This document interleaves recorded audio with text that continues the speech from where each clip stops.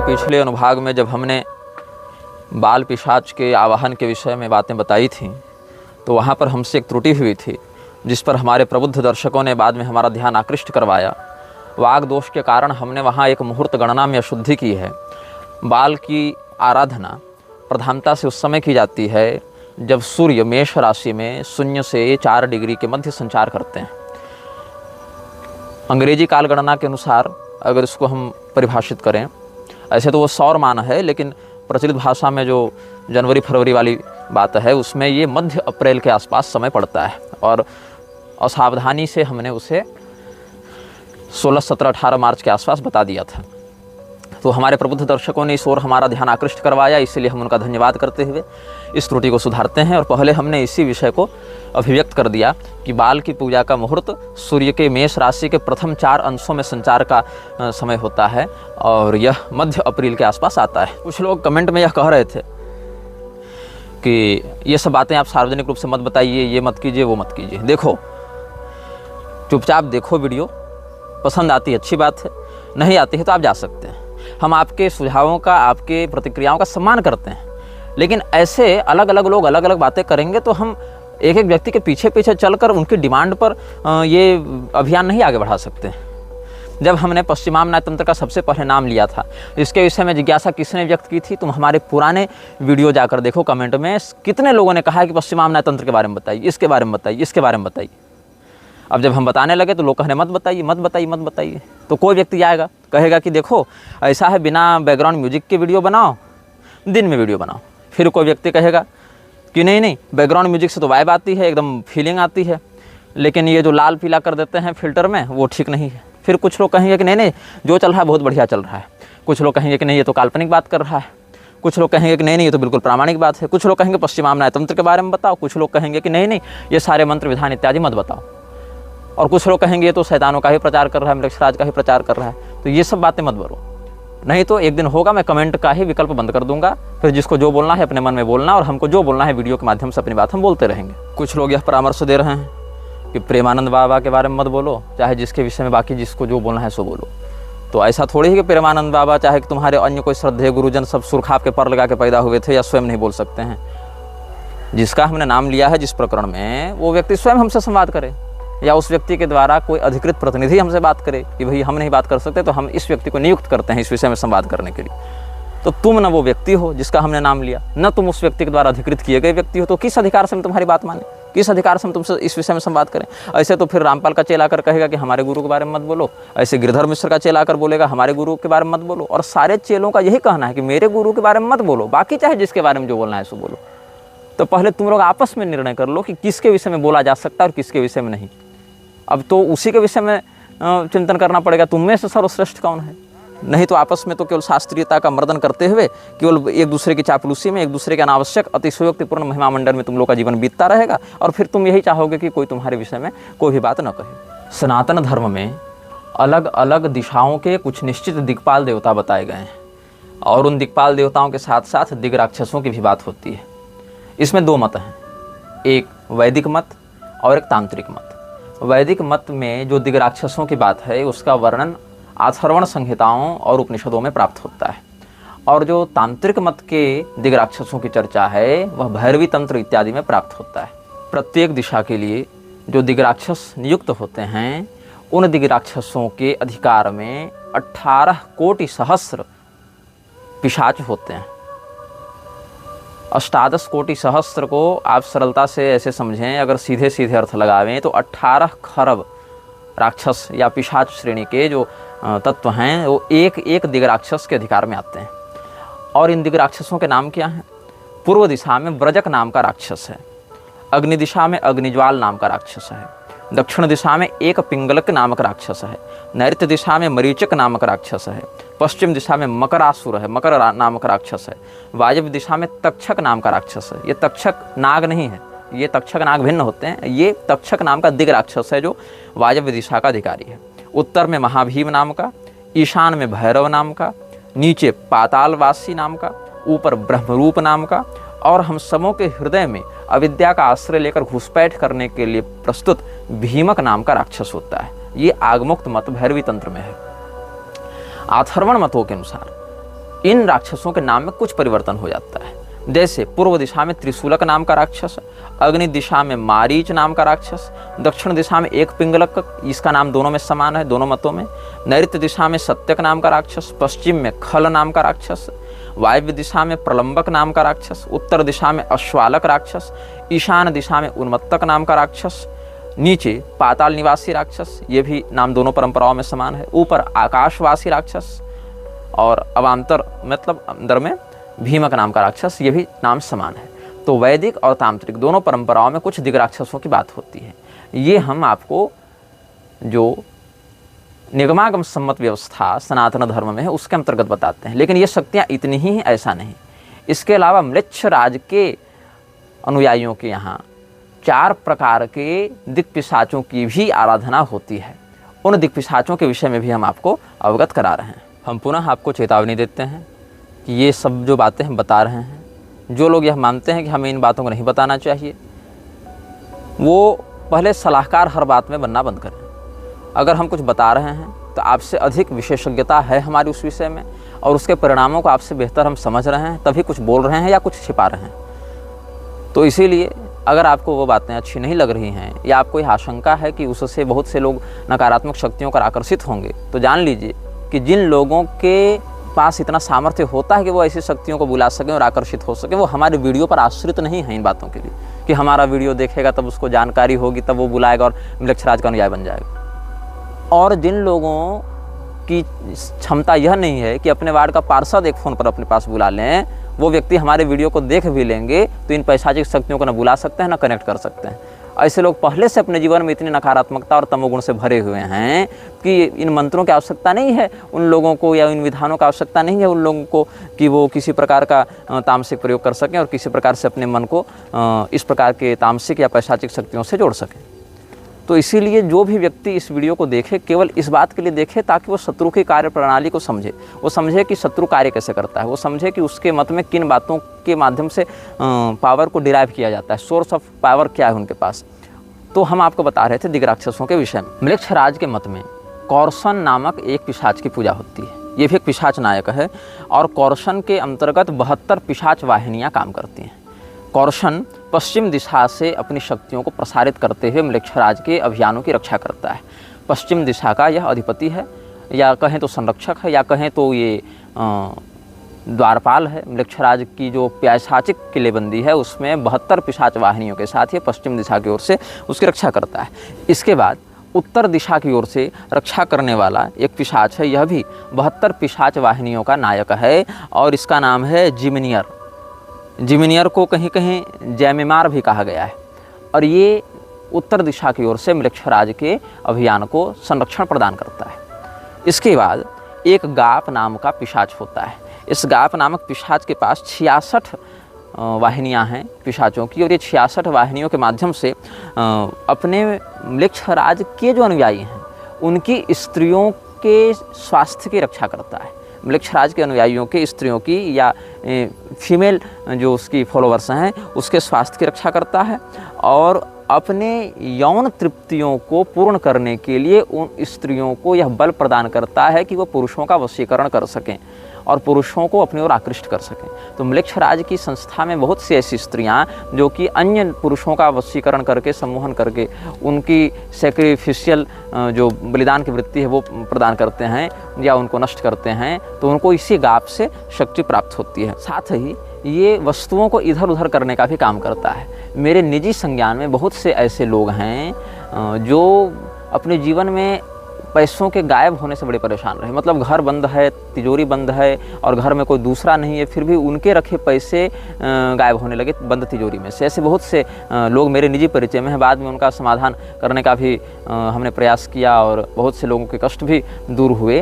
तो ऐसे जो काम होते हैं, पैसे को इधर उधर करना या कहीं पर काले धन को इधर उधर करना, जो बड़ी ताकतें होती हैं, या कहीं गड़े धन की खोज करना, लेकिन इनमें से सामान को इधर उधर करने वाली जो वाहिनियाँ हैं उनकी संख्या है 20।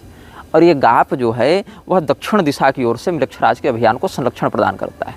लेकिन जब ये गाप अपनी 20 वाहिनियों के साथ म्लेच्छराज की संपदा को या उसके अनुयायियों के बड़े बड़े सोना चांदी और अन्य उपस्करों को इधर से उधर करने का काम करता है, तो फिर ये जो दक्षिण दिशा की ओर से संरक्षण प्रदान कर रहा है, उस दिशा में तो कोई संरक्षक बचा नहीं। तब वहाँ पर एमेमन नाम का जो पिशाच है वह दक्षिण दिशा का भी अधिकार अतिरिक्त में अपने ऊपर उठा लेता है। ऐसे एमेमन के ऊपर पूर्व दिशा की ओर से संरक्षण की जिम्मेदारी है, लेकिन ये दक्षिण दिशा का भी अतिरिक्त प्रभार तब उठाता है जब गाप नाम का पिशाच नायक अपने कुरियर सेवाओं में लगा हुआ होता है। तो म्लेच्छराज का जो एमेमन नामक अनुयायी है, वो जब उसको कोई बुलाता है, जब म्लेच्छराज का कोई अनुयायी उसको अपने पास बुलाता है, तो उसको बुलाने के लिए अपने बाएं हाथ में जो मध्यमा अंगुली है उसमें चांदी की एक अंगूठी पहनता है। इस चांदी की अंगूठी का क्या काम है? जब ये एमेमन आता है तो इसकी सांसों में इतना पैशाचिक विष भरा हुआ है कि इसको बुलाने वाला व्यक्ति वो बेहोश हो जाता है और यदि कुछ और लंबे समय तक रहे तो मर भी सकता है। इसीलिए अपने मस्तक पर एक अभिमंत्रित टोपी पहनकर उस पिशाच को बुलाकर फिर उस टोपी को उतारकर अपने चेहरे के सामने रखकर अपने माथे को झुकाता है दाएं हाथ से, और बाएं हाथ से ये जो मिडिल फिंगर दिखाने की जो बात है, ये भी एक पैशाचिक मुद्रा है। तो मिडिल फिंगर को, बाएं हाथ की मिडिल फिंगर को उसमें चांदी की अंगूठी रखकर उसके सामने ऐसे रखता है। इससे क्या होता है, उसका जो विष है वो इस साधक को प्रभावित नहीं करता है। और जो व्यक्ति ऐसा नहीं कर पाता, जो व्यक्ति उसके ठीक आते इस मुद्रा से उसका अभिवादन और अपना संरक्षण नहीं कर पाता, अमूमन ऐसे व्यक्ति को एमेमन के ही द्वारा मार दिया जाता है या उसके साथ ऐसे धोखाधड़ी का व्यवहार किया जाता है कि फिर उसकी मानसिक स्थिति खराब हो जाती है। तो दक्षिण दिशा की अतिरिक्त प्रभार के साथ पूर्व दिशा का आधिपत्य एमेमन के पास है। जो दक्षिण दिशा का नैसर्गिक आधिपत्य रखता है वह गाप है। जो जिमिनर है वह उत्तर दिशा का अधिकारी है, और इसके अतिरिक्त पश्चिम दिशा की ओर से कोरसन नामक पिशाच नायक म्लेच्छराज के अभियान को संरक्षण प्रदान करता है। म्लेच्छराज के अनुयायी अपने जीवन में भविष्य की योजनाओं को ठीक से तैयार कर सकें, इसके लिए भविष्य की घटनाओं का अनुमान लगाने के लिए या भविष्य की घटनाओं के विषय में अनुभव प्राप्त करने के लिए जिस पिशाच की शक्तियों का आश्रय लेते हैं, उस पिशाच नायक का नाम है परसोन। और ये परसोन पश्चिम दिशा का अधिपति करसोन से अलग है। जिस करसोन के बारे में हमने बताया दिग पिशाच के बारे में, उससे यह भिन्न है। तो यह जो परसोन है उसके अधिकार में 22 पिशाच वाहिनियाँ होती हैं, और ये गुप्त रहस्यों का वेत्ता होता है। ये अपने आराधक को अपने शत्रुओं के छिपे हुए रहस्य बताता है। साथ ही ये भूत, भविष्य और वर्तमान से जुड़ी बातें भी बताता है, और गड़े खजाने इत्यादि भी प्रदान करता है। जब ये व्यक्ति परसोन का आवाहन करता है तो परसोन किसी और मीडियम में प्रवेश करके इसकी बातों का उत्तर देता है। मतलब वहाँ पर दो लोग होते हैं। तो जो बुलाने वाला है वो आवाहन करता है और उसका साथी इस पिशाच से संपर्क करने का माध्यम बनता है। जैसा कि आपको भारत में भी बहुत से सात्विक साधक मिल जाएंगे जो नख दर्पण के माध्यम से, चिमनी दर्पण के माध्यम से या कज्जल दर्पण के माध्यम से भी एक मीडियम का आश्रय लेकर हनुमान जी के विभाग में, काली मैया के विभाग में या भैरव बाबा के विभाग में आने वाली क्षुद्र शक्तियों को बुलाकर उनसे इस प्रकार की बातों की जांच पड़ताल करते हैं। ऐसे बहुत से साधक आपको भारत में मिल जाएंगे। तो ये म्लेच्छराज के अनुयायी परसोन नामक पिशाच को बुलाते हैं, और ऐसे तो इसका जो स्वरूप है उसमें इसका मुख सिंह के समान है। ये अपने हाथ में एक वाइपर को, एक सर्प को पकड़ कर रखता है, और ये एक भालू पर सवारी करता है। और जब ये चलता है तो इसके साथ जो इसके पिशाच वाहिनियाँ हैं, जिसमें 22 पिशाच वाहिनियाँ हैं, प्रत्येक वाहिनी में 3000 से 6000 तक पिशाच होते हैं। तो ये जो वाहिनियाँ हैं ये इसके आगे पीछे शहनाई बजाती हुई चलती हैं, इसका स्वागत करती हुई चलती हैं। और जब इसको बुलाया जाता है तो जो इसका आवाहक है उसको कई प्रकार की झंझनाहट, झटके और फुसफुसाहट की आवाज़ें भी सुनाई पड़ती हैं। तो इसको कैसे बुलाते हैं ये लोग? जब सूर्य मिथुन राशि में 11वें डिग्री में रहे, अथवा सूर्य मिथुन राशि में 15वें डिग्री पर रहे, 15 अंश पर रहे या 11वें अंश पर रहे, तब इसको ये लोग बुलाते हैं। अथवा कन्या राशि में 16 डिग्री या 25वीं डिग्री में रहे, तब इसको बुलाते हैं। मतलब सूर्य जब बुध की राशि में रहे, बुध की राशि है कन्या और मिथुन, तो सूर्य जब बुध की राशि में रहे, मिथुन राशि के 11वें डिग्री में या 15वें डिग्री में, 11 से 15 नहीं, 11वें या 15वें में, और कन्या राशि की 16वें या 25वें डिग्री में रहे, तब इसका साधक इसको बुलाने के लिए पहले स्नान करता है, अपने शरीर को बढ़िया से स्वच्छ करता है, और जो इसका आवाहन करने का जो साधना स्थल है उसको बढ़िया से साफ सुथरा करता है। फिर अपने सामने एक यंत्र बनाता है, यंत्र भूमि पर भी बना सकते हैं ये लोग, या यंत्र ये लोग कागज़ पर भी बनाते हैं कई बार। तो यंत्र बनाते हैं अपने सामने, और इसका यंत्र कैसा दिखता है वह भी हम आपको स्क्रीन पर बता देंगे।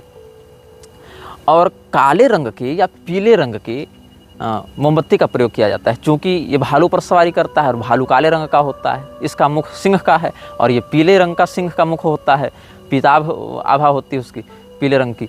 तो इसीलिए पीले या काले रंग के मोमबत्ती का आश्रय लेकर जलाया जाता है। और साथ में जो फ्रैंक इंसेंस है वो अगरबत्ती इसके सामने जलाई जाती है, और दूसरी सभी जो रोशनियाँ हैं वो बंद कर दी जाती हैं, बस ये मोमबत्ती जलती है। और इसको बुलाने के लिए ज़ोर ज़ोर से घंटियाँ बजाई जाती हैं, और उन घंटियों की ध्वनि के साथ साथ ये लोग एक मंत्र पढ़ते हैं। सबसे पहले तो ये अपने चारों ओर नमक से घेरा बनाता है, जो इसका साधक है अपनी सुरक्षा करने के लिए अपने चारों ओर नमक से घेरा बनाता है, और इसके दिग्बंधन के लिए मंत्र पढ़ता है रॉग मेल कदास, रॉग मेल कदास, रॉग मेल कदास, ये पढ़ता है। और इससे जो पर्सन है वो आता है, लेकिन उसकी जो नकारात्मक शक्तियाँ हैं वो साधक पर हावी नहीं हो पाती हैं। इसके बाद इसको उपहार में एक आर्किड का पौधा दिया जाता है। आर्किड एक प्रकार का विशेष पुष्प है, लेकिन इसके साधक इसको बुलाने के लिए बड़ी लंबी तैयारी करते हैं, और ये पौधा ये स्वयं लगाते हैं, मतलब ये बाज़ार से खरीद कर नहीं लाते। जिस ऑर्किड को भेंट देने के लिए रखा जाता है उस ऑर्किड को यही लोग रोपते हैं, यही लोग खाद पानी देते हैं, ये लोग अपने से उसको उगाते हैं, उसको तैयार करते हैं। और एक चिट्ठी में इसके पास जो भी बातें रखनी हैं, इसके पास जो भी मांगे रखनी है, या इससे जो भी काम करवाना है, उस चिट्ठी में वो सारी बातें ये लोग लिख कर रखते हैं, और इसके आने पर वही चिट्ठी इसके सामने रख दी जाती है। एक और यंत्र की एक और घंटी को रख दिया जाता है, और दूसरी ओर मतलब यंत्र की दाहिनी ओर जो चिट्ठी है जिस पर सारी मांग लिखी हुई है वो रख दी जाती है, और यंत्र की बाईं ओर वो घंटी रख दी जाती है, जिसको बजाकर इस पिशाच का आवाहन किया जाता है। और मोमबत्ती की रोशनी में देखते हुए, अपने नेत्रों को धीरे धीरे बंद करते हुए, इसके यंत्र का ध्यान करते हुए इसके मंत्र का जप किया जाता है। और इसका मंत्र है एना जकोरे ओंका परसोन, एना जकोरे ओंका परसोन, एना जकोरे ओंका परसोन। इस प्रकार से इसके मंत्र का किया जाता है उच्चारण। कितनी बार किया जाता है इतना आप खुल के नहीं बताएंगे, क्योंकि फिर लोग कहेंगे कि तुम तो शैतानों की उपासना सिखाने लग गए, इसलिए इतना तुम लोग अभी जान लो। और जो भी इसके मन में जिज्ञासा होती है वो परसोन इसको बताता है, या जो भी इसको जानना होता है, या जिस प्रकार की रहस्यमयी इसकी बातें पूछनी होती हैं वो पूछ लेता है, और क्या तुम्हारा उद्देश्य सब बता देता है। तो परसोन को फिर विदा करते हुए इसको धन्यवाद करके ये लोग विदा करते हैं। और जिस चिट्ठी में अपने प्रश्न लिखे होते हैं उस चिट्ठी को उसी मोमबत्ती में जलाकर राख कर दिया जाता है, लेकिन यंत्र को सदैव अपने पास रखना पड़ता है। यदि यंत्र को नष्ट कर दिया जाए तो वो जानकारी जो ये बताता है वो भी तुम भूल जाओगे। मतलब जो ये जानकारी दे रहा है उस जानकारी की मेमोरी तुम्हारे दिमाग में नहीं, उस यंत्र में छिपी हुई है। मतलब अगर वो यंत्र नष्ट होगा तो वो जो भी तुमको बताया वो सारी जानकारी भी तुम भूल जाओगे। तो कुल मिला के इतना परिश्रम नष्ट हो जाता है। इसलिए म्लेच्छराज के अनुयायी उस यंत्र को उत्कीर्ण करके चाहे तो गले में धारण कर लेते हैं, या बाहू में धारण कर लेते हैं, या पर्स इत्यादि में उसको लिख कर रख लेते हैं। परसोन को बुलाने के लिए जो घंटी बजाई जाती है उसमें जो हाई ऑर्डर के आवाहक हैं वो सोने की घंटी का प्रयोग करते हैं, और जो छोटे स्तर के उपासक हैं वो थोड़े कम पैसे वाले हैं भी, वो लोग गोल्ड प्लेटेड घंटी का प्रयोग करते हैं। उसके ऊपर सोने का पानी चढ़ाकर प्रयोग करते हैं, और एक बार उसको ऑर्किड के फूलों के पास बजाते हैं, एक बार ज़मीन में जो यंत्र है उसके पास बजाते हैं, और एक बार जो ऑर्किड के फूल रखे हुए हैं परसोन के लिए उसके पास बजाकर इसको पुकारते हैं। इसके बाद हम आपको एक और पिशाच के बारे में बताएंगे जो बड़ा प्रसिद्ध है म्लेच्छराज के अनुयायियों के मध्य, या इस प्रकार के शोध में रुचि रखने वाले लोग भी इसके विषय में बहुत अच्छे से जानते हैं। ये बड़ा शक्तिशाली पिशाच है, और इसके अधिकार में 200 से अधिक लगभग पिशाच वाहिनियाँ होती हैं। 200 आप मान लीजिए, तो 200 पिशाच वाहिनियों में न्यूनतम भी अगर इसके अंतर्गत काम करने वाले पिशाच होंगे तो लगभग 6 लाख पिशाच इसके अंतर्गत काम करते हैं न्यूनतम में। अधिकतम में ये संख्या 12 लाख तक जा सकती है। तो ये बहुत बड़ा पिशाच है, लेकिन इतना बड़ा पिशाच होने के बाद भी ये अपेक्षाकृत अन्य पिशाचों की तुलना में थोड़ा सौम्य होता है। जो खतरनाक पिशाच है उनके विषय में थोड़े आगे बताएंगे आपको। तो ये पैमन जो है इसका नाम है, और ये स्त्री और पुरुष दोनों के रूप में अपने साधक के पास आता है। तो ये पैमन नर भी है और मादा भी है। मतलब अपने आप को ये जेंडर फ्लूइड रूप में रखता है और ये अब किसी भी रूप में प्रस्तुत हो सकता है, लेकिन सामान्यतया जब ये आता है तो ये एक ऊँट पर बैठकर आता है। इसका वाहन ऊँट है और ये अपने मस्तक पर एक स्वर्ण का मुकुट धारण करता है। और चूंकि ये बहुत बड़ा पिशाच नायक है, 10-10 लाख पिशाच मान लीजिए आप, 6 लाख न्यूनतम, 12 लाख अधिकतम, एग्जैक्ट संख्या तो नहीं बता पाएंगे हम भी, लेकिन लगभग इतने पिशाच इसके अंतर्गत काम करते हैं। तो ये अकेले नहीं आता है, ये जब आता है तो इसके 2 अंगरक्षक इसके साथ होते हैं। उन अंगरक्षकों के नाम है लबाल और अबाली। तो लबाल और अबाली भी इसके साथ आते हैं। यद्यपि यदि साधक तीनों के लिए पर्याप्त बलिदान देने में असमर्थ है तो अकेले पैमन को भी बुला सकता है, लेकिन अकेले आने पर पैमन उतना प्रसन्न नहीं होता है, उतना साथ नहीं देता है अपने साधक का। तो इसको कब बुलाते हैं ये लोग? जब साल का सबसे बड़ा दिन हो। अच्छा, इसकी साधना दिन में होती है। ये जो पैमन है उसको ये लोग दिन में बुलाते हैं, दोपहर में बुलाते हैं। कब बुलाते हैं? जिस दिन तुम लोग इंटरनेशनल योगा डे मनाते हो उसी दिन पैमन को उपासक इसको भी बुला रहे होते हैं, मलक्षराज के किसी गुप्त सेफ हाउस या बंकर में। तो ये 11 जून से लेकर 21 जून, मान लो ऐसे कि सूर्य जब वृष राशि के अंतिम 5 अंशों में हों अथवा मिथुन राशि के प्रारंभिक 5 अंशों में हों, इस मध्य किसी भी रविवार को इसको बुलाया जाता है। अथवा सबसे बढ़िया है 21 जून को इसको बुलाया जाता है, जब पृथ्वी का सबसे बड़ा दिन होता है। और अगर इस समय न कर पाओ तो जब मेष राशि में सूर्य 15 से 20 डिग्री के मध्य हों, लगभग 30 अप्रैल से 4 मई के बीच में इसको बुलाने का भी समय होता है। और इसको बुलाने के लिए पश्चिम दिशा की ओर मुख करके इसको बुलाते हैं। और अगर पश्चिम दिशा की ओर अनुकूलता न हो तो नॉर्थ वेस्ट की ओर मुँह करके, मतलब वायव्य कोण की ओर मुँह करके इसके आराधक इसको बुलाते हैं। और जब ये पश्चिम दिशा की ओर आता है तो 200 पिशाच वाहिनियाँ इसके अधिकार में होती हैं। इसके साथ 2 अंगरक्षक चलते हैं, ये भी उपनायक हैं इसकी वाहिनी में। एक का नाम है लबाल और एक का नाम है अबाली। और इन लबाल और अबाली में भी कोई छोटी मोटी बातें नहीं हैं, ये भी मतलब 25-25 वाहिनियों के नायक होते हैं। मतलब इससे लगभग 10 गुनी कम क्षमता रखते हैं, लेकिन अन्य पिशाचों की तुलना में ये भी एक अच्छे स्थिति में हैं। तो जब इसको बुलाया जाता है तो आकाश की ओर देखते हुए अपने दोनों हाथ को फैलाकर, जो वायव्य कोण है उसकी आकाश की ओर देखते हुए इसका आवाहन किया जाता है। और ये अपने साधक को कलात्मक विषय बताता है, दार्शनिक विषय बताता है, गणित के बहुत सारे अनसुलझी बातें बताता है। तो इसके बड़े बड़े मलक्षराज के अनुयायी जो वैज्ञानिक संप्रदाय से थे, संप्रदाय से तात्पर्य मेरा समूह से, जो वैज्ञानिक माने गए बड़े बड़े, और उन्होंने बड़े गजब गजब मशीनें बना दी और बड़े गजब गजब काम कर दिए, उन्होंने इसके बहुत व्यापक काम किए हैं। और बहुत से लेखक ऐसे हुए हैं मलक्षराज के समर्थक जिन्होंने खुलेआम पैमन को अपनी कृतियाँ भेंट की हैं, ये दावा करते हुए कि ये जो हमने दार्शनिक पुस्तक लिखी है ये हमको पैमन ने बताया। ऐसा खुलेआम बहुत से लेखकों ने पैमन को ट्रिब्यूट में दिया है। फ्रंट पेज के एक्नॉलेजमेंट में उसका नाम लिखा है कि हमको पैमन ने ये बताया, हमने उसको समन किया, पैमन ने आकर हमें ये जानकारी दी, तब हम उसको एक क्रेडिट देते हैं, उसका एक्नॉलेजमेंट में नाम लिख रहे हैं हम। तो ये क्या खाता है, पैमन को भोग कैसे दिया जाता है? अपेक्षाकृत सौम्य प्रेत है और सफ़ेद बालू में इसको भोग दिया जाता है। सामने सफ़ेद बालू बिछाकर, ऐसे तो पहले नहा धोकर इसका यंत्र तैयार करके, और इसकी 4 मोमबत्तियाँ रहती हैं। उन मोमबत्तियों का रंग जो है वो काला या गाढ़ा नीला होता है, कहीं कहीं पीला भी लोग प्रयोग करते हैं, क्योंकि ऊँट पर बैठकर आता है ना, ऊँट सामान्यतः पीले रंग के होते हैं, इसीलिए। तो 4 मोमबत्तियाँ जो गहरे काले नीले रंग की हैं अथवा जो पीले रंग की हैं, उनकी स्थापना की जाती है जलाकर। सबसे पहले उत्तर दिशा, फिर पूर्व दिशा में, फिर दक्षिण दिशा में, फिर पश्चिम दिशा में, ऐसे करके 4 मोमबत्तियों को रखकर सामने उसका यंत्र स्थापित करके वायव्य दिशा की ओर देखते हुए आकाश में दोनों हाथों को फैलाकर इसका आवाहन किया जाता है। और इसको बुलाने का मंत्र पढ़ा जाता है, लेनान टासा जेडन पैमन, लेनान टासा जेडन पैमन, लेनान टासा जेडन पैमन, ऐसा पढ़ा जाता है। और सफ़ेद बालू सामने बिछाकर कॉफ़ी तैयार करके, कॉफ़ी में शहद मिलाकर उसको दिया जाता है। और पीने के लिए इसको झरने का पानी दिया जाता है। और इसके वाहन ऊँट के लिए सूर्यमुखी के बीज देकर उसको संतुष्ट किया जाता है। तो ये सामान्यतया सात्विक भोग ग्रहण करता है, मतलब शाकाहारी टाइप का है थोड़ा ये। और सफ़ेद बालू में सामने कॉफ़ी बनाकर मधु मिलाकर उसको गिराते हुए झरने का पानी पीने के लिए दिया जाता है। इससे पैमन प्रसन्न होता है। और अपने साधक को जो भी जानकारी चाहिए होती है वो म्लेच्छराज के अनुयायी को ये प्रदान कर देता है, जिससे वो बड़े बड़े शोध और वैज्ञानिक आविष्कारों में सफलता भी प्राप्त कर लेता है। अब हम आपको एक ऐसे पिशाच नायक के विषय में बताएंगे जिसको बुलाने में म्लेच्छराज के अनुयायियों के पसीने छूट जाते हैं। यद्यपि इसमें बड़ी शक्ति है और इसका ऐतिहासिक महत्व भी है।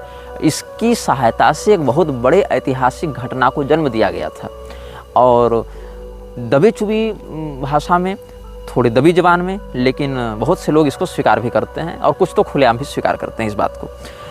इस पिशाच का नाम है बेलेथ और इसको बुलाने के लिए व्यक्ति का बहुत अधिक मानसिक और शारीरिक रूप से मजबूत होना आवश्यक है, क्योंकि इसको बुलाकर नियंत्रित करना बड़ा कठिन हो जाता है। तो ये जो बेलेथ है, इसको किसने बुलाया था और इसकी सहायता से क्या कार्य किया था, इसके विषय में हम आपको एक सांकेतिक बात बताते हैं। बहुत खुलकर नहीं बताएंगे, बस नाम बताते जाएंगे। नाम थोड़े भ्रामक हो सकते हैं और लेकिन आप अगर ध्यान से सुनेंगे, नोट कर लेंगे, इतिहास में इस बात को क्रॉस चेक करेंगे तो आप इस बात को सही भी पाएंगे। ऐसे हमने आपको बाल को बुलाने की जब विधि बताई थी तो आपको हमने याओ एल इस प्रकार से 3 बार उच्चारण करके अपना दिग्बंधन किया जाता है, ऐसा कहा था। तो आज हमको एक दर्शक ने मैसेज किया जिसमें कहते हैं कोई एमिनेम नाम का गायक है, रैप सिंगर है शायद, तो कोई एमिनेम नाम का गायक है, उसका एक गाना है 3 AM। तो 3 AM गाना से पहले वो कहते हैं कि याओ एल बोलता है और अंत में ही बोलता है। तो ये इनको ध्यान में आया, इन्होंने कहा कि आप एमिनेम का 3 AM गाना भी सुने जो बाल का आओ एल बोला जाता है शुरू में भी और अंत में भी। आज 2025 में ये ध्यान में आया, आप स्वयं सुने। इस गाने में अपने शत्रुओं की वो बात करता है। हो सकता है ऐसा, ऐसे भी ये पॉप म्यूजिक, रॉक सिंगर इत्यादि बहुत ज़्यादा इन सभी संस्थाओं से जुड़े हुए हैं। कुछ तो खुले आम जुड़े हुए हैं, कुछ लोग गुप्त रूप से जुड़े हुए हैं। तो अब हम आपको बेलेथ के विषय में बता रहे थे कि बेलेथ का कैसे प्रयोग किया गया। ये घटना है 15वीं शताब्दी के प्रारंभ की। क्या हुआ था, फ्रांस में एक राजा था जिसका नाम था चार्ल्स द सिक्स्थ। तो चार्ल्स द सिक्स्थ की लड़ाई चलती थी इंग्लैंड वालों से। इंग्लैंड में हेनरी का शासन था, हेनरी पंचम का, और इधर चार्ल्स षष्ठ का शासन था। तो बहुत छोटी मोटी लड़ाइयाँ होती रहीं। अंत में 1415 ईस्वी में चार्ल्स षष्ठ की लड़ाई हुई थी हेनरी पंचम से और हेनरी पंचम ने उसको बहुत बुरी तरीके से पराजित किया। और फिर कुछ डिस्प्यूट्स के बाद, लगभग 4-5 वर्षों के मध्यस्थता के बाद एक संधि की गई। उस संधि का नाम था ट्रीटी ऑफ ट्रॉयस। तो ट्रीटी ऑफ ट्रॉयस में ये कहा गया कि जो राजा चार्ल्स सिक्स्थ है वो अपनी बेटी का विवाह करेगा हेनरी पंचम से। मतलब फ्रांस का राजा जो चार्ल्स सिक्स्थ है वो अपनी बेटी कैथरीन का विवाह करेगा इंग्लैंड के राजा हेनरी पंचम से, और उनके माध्यम से जो संतान होगी वो फ्रांस का राजा बनेगी। वही जो संतान होगी वही फ्रांस की गद्दी का असली उत्तराधिकारी बनेगी। तो इस समय जो चार्ल्स षष्ठ था उसका अपना भी एक बेटा था जो चार्ल्स सप्तम था।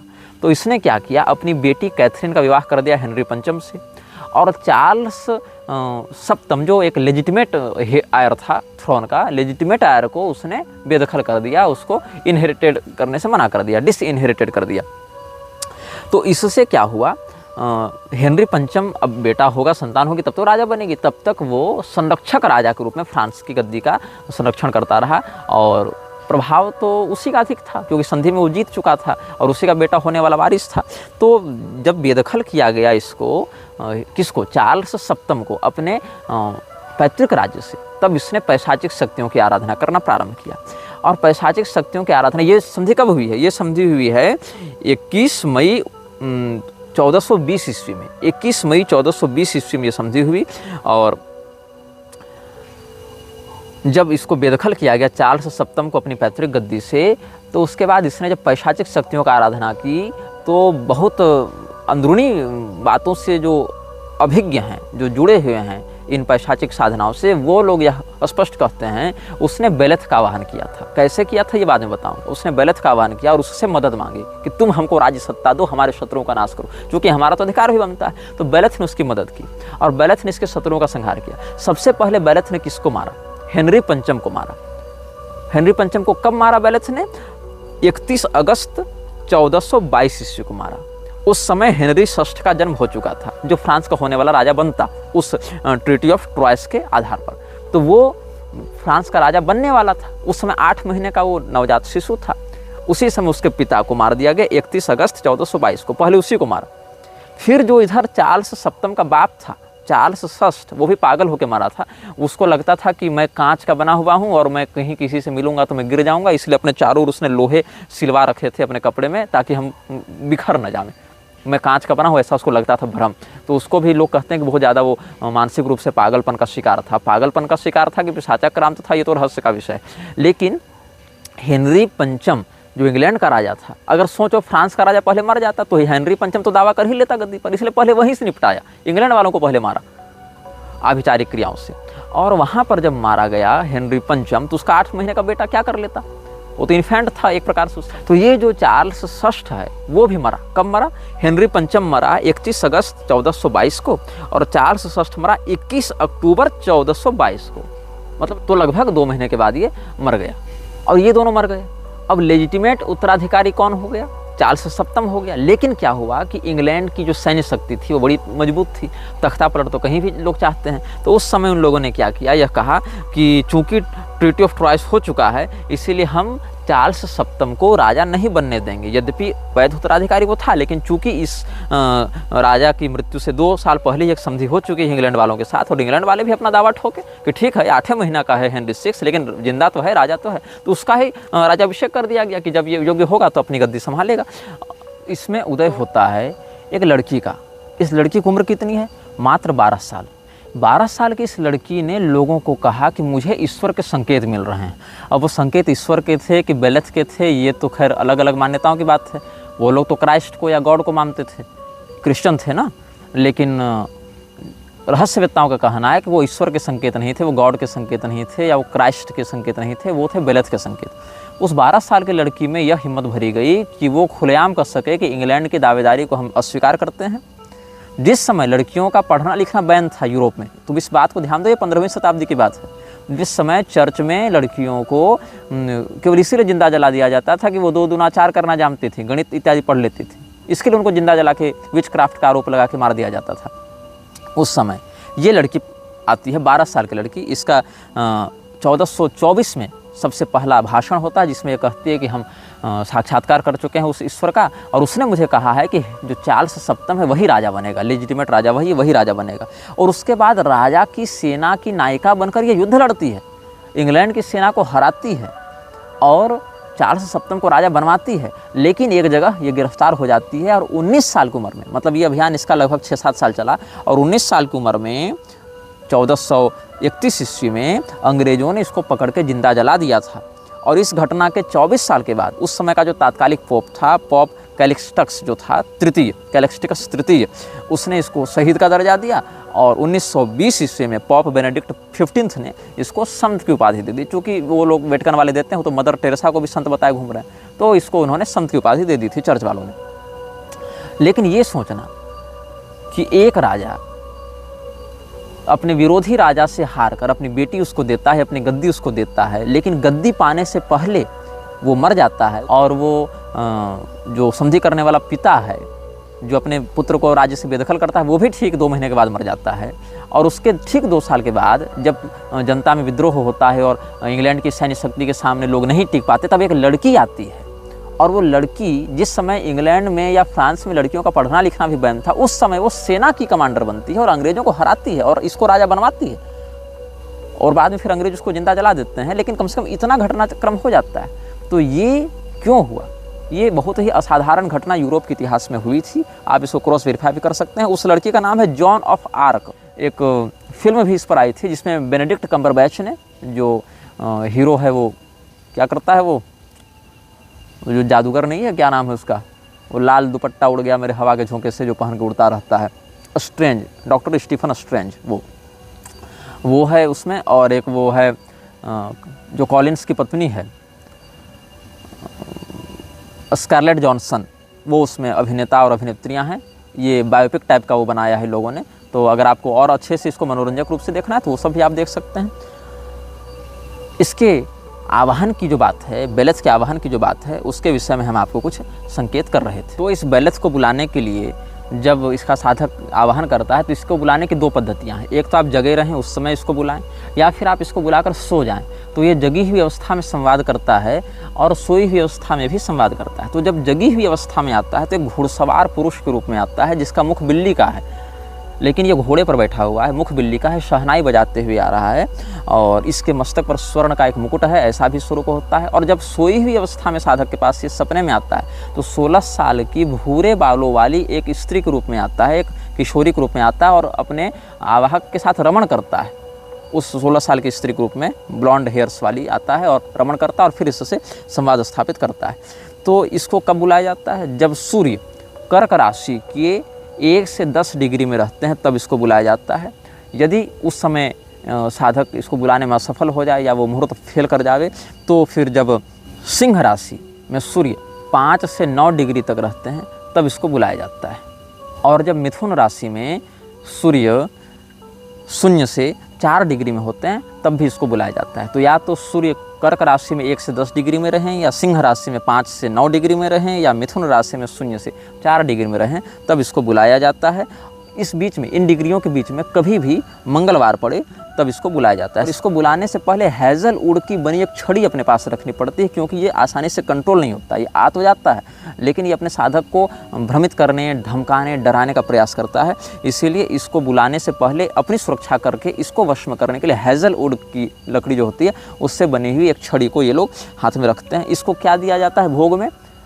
Red wine mixed with fresh blood. एक मुर्गे की बलि देकर उसके ताज़े खून को लाल वाइन में मिलाकर इसको भोग दिया जाता है। और इसको जब भी बुलाया जाता है तो 20 साल के लिए इसके साथ एक एग्रीमेंट किया जाता है। मतलब अगर इससे किसी ने संधि की, इस पिशाच को अपने पास बुलाया तो 20 साल के लिए एक पैक्ट बनता है। उसी मुर्गे के खून से चमड़े पर वो पैक्ट लिखा जाता है कि मैं अपना संबंध तुमसे जोड़ रहा हूँ। और उस बीच में इसको समय समय पर जब भी ये तिथि आएगी, आवाहन की तिथि, तो साल में इसको भोग देना पड़ता है, नहीं तो ये अपने साधक को ही मार देता है। इसीलिए इसको बुलाना अपेक्षाकृत अधिक कठिन है। लेकिन इसको बुलाकर बड़े बड़े राज्यों को बनाया और बिगाड़ा है मृक्षराज के अनुयायियों ने। बेलथ को बुलाने के लिए पहले साधक अपने चारों ओर नमक का घेरा बनाता है, एक नमक का सर्कल बनाता है जिसके अंदर वो सुरक्षित रहे। फिर उस सर्कल के बाहर यंत्र लिखता है बेलथ का, फिर उसको बुलाता है। उसका आवाहन करने का मंत्र बाद में बताएंगे। उसको बुलाने के बाद उसको रेड वाइन में ताज़ा खून मुर्गे का ताज़ा खून मिलाकर देता है और उसको बुलाता है। उसको बुलाने का मंत्र है लिराश टासा वेफा वहल बेलथ। लिराश टासा वेफा वहल बेलथ। लिराश टासा वेफा वेल बेलथ। इस प्रकार से इसको बुलाता है। और कहने का तात्पर्य ये है कि जब वो आएगा बेलथ या आएगी, ऐसे तो सोया हुआ रहेगा साधक तभी आएगी, लेकिन जनरली वो आएगा जब तो। और बहुत से ऐसे साधक अपने अनुभव साझा भी करते रहते हैं इसके पैशाचिक अनुयायी कि ये सपने में आकर रमण इत्यादि करता है। लेकिन समस्या क्या है कि लोगों को अच्छा लगेगा, वाह कितनी सुंदर स्त्री के रूप में आकर रमण करेगा। लेकिन जितनी बार इसको बुलाया जाता है उतनी बार ये प्राण शक्ति का हरण करके लगभग 8-10 बार में तो साधक को मार ही देता है। तो इसीलिए ये नहीं कि हम यौन सुख की कामना से इसको बार बार बुलाते रहें, ऐसा नहीं है। और ये स्वप्न में भले आता है लेकिन वो बिल्कुल रियल लगता है, मतलब ये नहीं कि ड्रीम है, लगता है कि सच में ही आ गया है, ऐसा लगता है। और ये 8 से 10 बार अगर आ गया जीवन में तो फिर ये व्यक्ति की प्राण शक्ति का पूरा अवशोषण करके चला जाता है। तब जब ये आता है तो इतने डरावने रूप में आता है और एकदम झटकारते हुए आँखों के सामने आकर एकदम झांकता है कि व्यक्ति जो इसको बुलाता है वो एकदम अंदर से काँप जाएगा। इसीलिए जो इसको बुलाता है उसके हाथ में पहले से एक छड़ी होती है हैज़ल वुड की बनी हुई। और जब ये आता है तो उस सर्कल में, जहाँ ये नमक के सर्कल में खड़ा है, उसके बाहर ये एक और यंत्र बनाता है। पूर्व दिशा में उस हैज़ल वुड की लकड़ी को रखो, वहाँ से सीधे पश्चिम की ओर एक रेखा खींचो 180 डिग्री में, सीधी रेखा पूर्व से पश्चिम की ओर। वहाँ से 45 डिग्री का कोण बनाकर दक्षिण की ओर उसी रेखा को ले जाओ बिना उठाए हुए, लकड़ी बिना उठाए। और वहाँ से दक्षिण की से फिर उसी बिंदु पर 45 डिग्री में उस रेखा को जाकर 90 डिग्री हो जाएगी ना, लगता है वो जो रेखा है उसको जाकर लगा दो। तो सीधी रेखा पूर्व से पश्चिम की ओर, यहाँ से 45 डिग्री का कोण बनाओ दक्षिण की ओर और वहाँ से फिर 90 डिग्री का आश्रय लेकर जाओ पूर्व की ओर। तो ये एक राइट एंगल ट्रायंगल बन जाएगा और जिसका कोण जो 90 डिग्री वाला जो राइट एंगल है वो दक्षिण दिशा की ओर होगा। एक कोण पूर्व में 45 डिग्री का, एक कोण पश्चिम में 45 डिग्री का और एक 90 डिग्री का कोण दक्षिण में बनेगा। ऐसा यंत्र हैज़ल वुड से बनाना है और उसको कमांड करना है कि बेलथ तुम यहाँ पर आओ। और उसको बुलाने से पहले, जैसा कि एमेमन को बुलाने से पहले भी जो सिल्वर रिंग है उसको अपने बाएं हाथ की मध्यमा में धारण करके उसको झुकाकर प्रणाम किया जाता है या अभिवादन किया जाता है, वैसे इसका अभिवादन करके इसको प्रसन्न किया जाता है, इसको भोग देकर प्रसन्न किया जाता है। लेकिन जनरली कोई भी साधक के लिए 3 से 4 बार ऐसा करना पड़ता है, तब वो जाकर वो नियंत्रित होता है बेलेथ। और उसको कहा जाता है कि Beleth ruler of hell, Minister of powers, Lord of legends, I summon you in this triangle. I respectfully demand that you remain within its borders till the end of this ritual.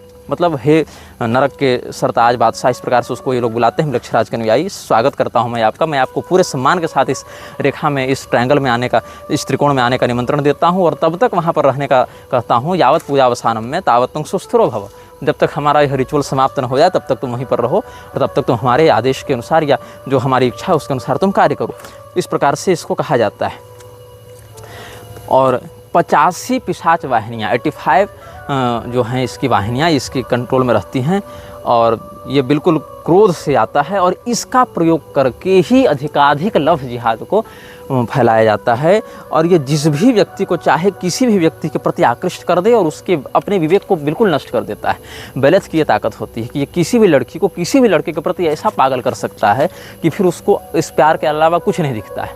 किसी को भी किसी का वफादार बना सकता है, किसी को भी किसी के प्रति दिल तोड़ सकता है। तो स्त्री और पुरुष दोनों के एक दूसरे के प्रति या पुरुष को पुरुष के प्रति, स्त्री को स्त्री के प्रति आकर्षित करने का इसका काम होता है और बड़ी बड़ी सत्ताओं को एक दूसरे का विद्रोही बनाना या बड़ी से बड़ी सत्ता को एक दूसरे के अनुकूल कर देना इसका काम होता है। तो पैमन इत्यादि जब आते हैं तो वो पहले अपनी भाषा में बात करते हैं, पैशाचिक भाषा में बात करते हैं, फिर उसका आवाहक उसको कहता है कि आप मेरी भाषा में बात करें, तब वो उसकी भाषा में बात करते हैं। लेकिन बेलेथ ऐसा नहीं, वो आते के साथ व्यक्ति के मन में घुस जाता है, उसके अंदर की भावना को झांक लेता है कि ये कौन चाहता है, क्या चाहता है, इसका उद्देश्य क्या है। इसलिए बेलेथ से छल करना बहुत भारी पड़ता है, क्रोध भी है, क्रूर भी है, आपके अंदर तक घुसा हुआ। इसीलिए मृक्षराज के अनुयायी, छोटे अनुयायी तो इसको बुलाते ही नहीं, और जो हाई ऑर्डर के अनुयायी हैं, जो अभ्यस्त हैं इस प्रकार की पैशाचिक क्रियाएं, वो भी बुलाते हैं। तो बहुत विशेष काम के लिए, बहुत विशिष्ट क्रियाओं के लिए, बहुत आपातकाल होने पर ही इसका आवाहन करते हैं।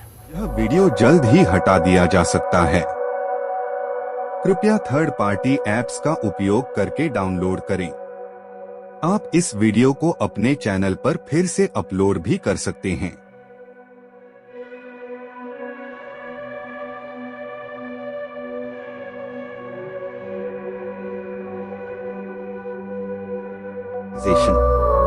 This video may get deleted soon. Please download using third-party apps. You may also re-upload this video on your channels. Thank you.